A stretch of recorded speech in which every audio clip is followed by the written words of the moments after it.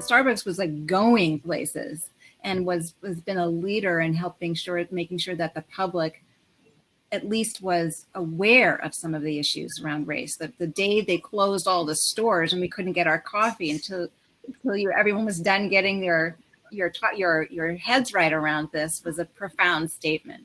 Can you tell us a little bit about how this moment is playing out for you? Absolutely. Thank you, Ellen. And I go by the pronouns she, her. I'm really happy to be here today. Let me just say that inclusion and diversity has been a journey for me for about 20 years of my professional career. And so when I started this career path, I knew it was the right thing to do. And I think that the challenges that I faced early on as an HR practitioner trying to break into inclusion and diversity was getting the organization to understand why it was an imperative. So for I&D professionals, we inherently understand why this work matters and how it can advance business, but getting the entire organization on board has been a challenge, a lifelong challenge. And so I'll say, as a less than 1 year tenured partner at Starbucks, the biggest challenge for me was walking into this role 8 weeks before COVID hit Seattle, Washington, which is where I'm based and which is also the first city where COVID broke out.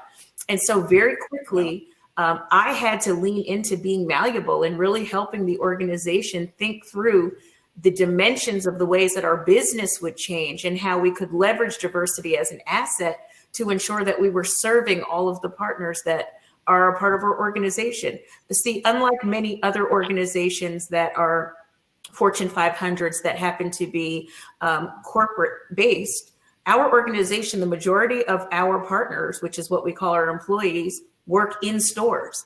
And so when we were experiencing COVID, we had to realize that these were going to be frontline workers. These were going to be employees that were serving whether it was medical professionals that needed to come in and get coffee very quickly before they started their shifts, or even having licensed stores that are in hospitals where there are several patients that our medical physicians are serving. I mean, Starbucks really had to think about, how do we dimensionalize our business and keep our doors open and also be flexible and malleable for the people that don't have the ability to sit at home and work on Zoom or Teams? I'll also say this has been a challenging year, 2020. We need to acknowledge that in the midst of a global pandemic, we've also had a racial pandemic, and we've witnessed some atrocities as it relates to the murders of Black bodies in a way that is probably more alarming than we've ever seen before, because we've just had to sit still. This is the first time ever in history that as a country, we've had to really sit still and watch.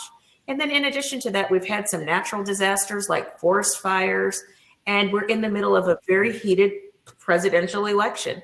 So this is not a year that is a normal year. And so I think that as an organization, particularly as an inclusion and diversity practitioner at Starbucks, what I've had to lean into is really influencing senior leaders to understand that this is the time for us to step up and not operate in the illusion of inclusion.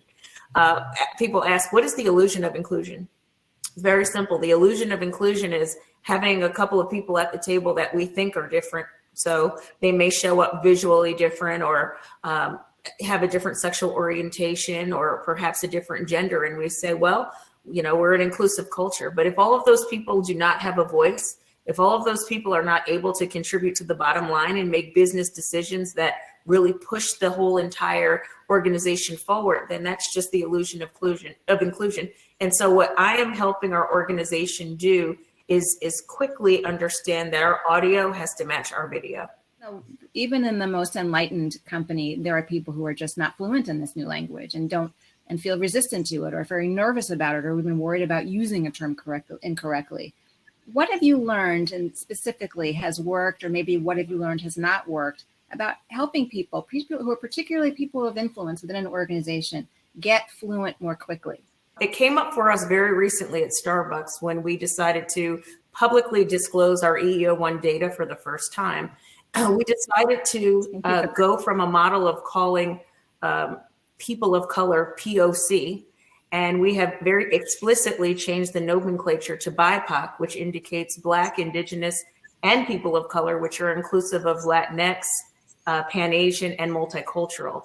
And so when we change the model of how we are describing people that are non-white in our organization, there was a little bit of resistance in the beginning. Our senior leaders didn't understand why we were, number one, changing the way that we grouped or even described our partner population.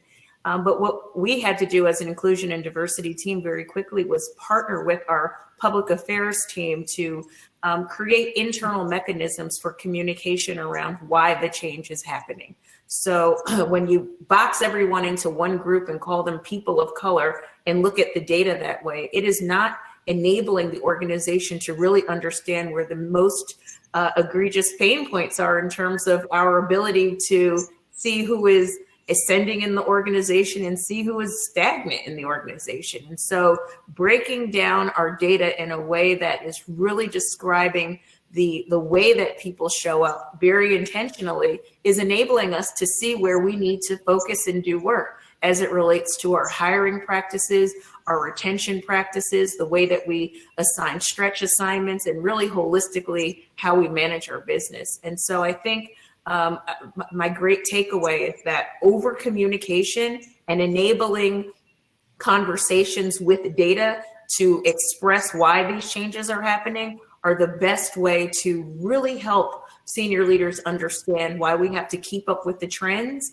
and why we have to be malleable as it relates to the way that we understand the human experience and the way that we describe how people show up. When I started at Starbucks, I reported directly into the head of human resources. It was seen very much as a human capital function.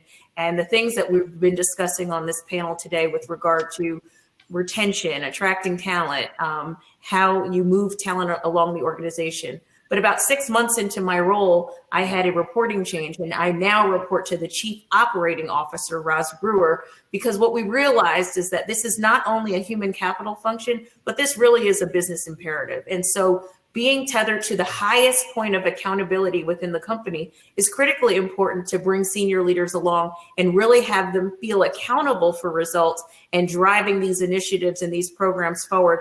And not only from a human capital perspective, but how they run their businesses. So when we think about the coffees that we're developing, or when we think about the communities that we serve and where we're opening stores, ensuring that we are providing Starbucks stores in marginalized communities and not just in the suburbs. Really, this is a huge holistic function that needs to be thought about in every facet of the way that we do business. So I think I see a lot of organizations moving in the direction of accountability and where inclusion and diversity sits. And then to Renee's point with regard to data, I think she's absolutely right that while data can be very, very important in telling a part of a story, it is not inclusive of the holistic human experience. And I'll give a quick example.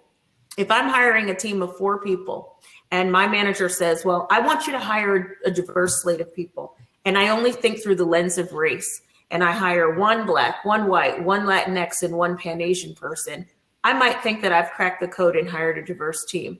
But if all 4 of those people went to Harvard, if all 4 of those people are heterosexual, and all 4 of those people have children, there is likely going to be a lack of innovation that comes from any discussion that they may have because they have similar lived experiences. And so we have to realize very quickly that data is a portion of your inclusion journey, but just looking at the way that people phenotypically show up differently does not ensure that you will have an inclusive team altogether. So we've really got to keep those things top of mind.